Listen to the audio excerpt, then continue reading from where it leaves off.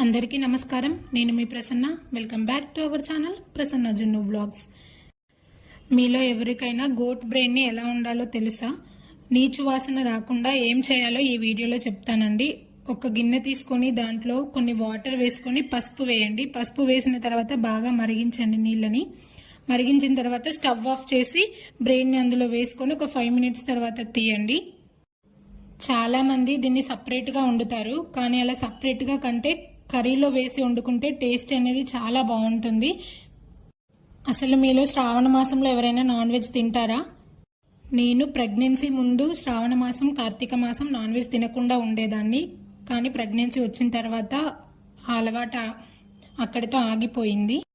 మీలో ఎంతమంది non veg తింటారో తినరో నాకు కామెంట్ చేసి చెప్పండి. అలాగే ఈ కర్రీ లాంగ్ వీడియో కావాలో లేదో కామెంట్ చేసి చెప్పండి. అది వేడి వాటర్లో తీసిన తర్వాత చల్లటి వాటర్తో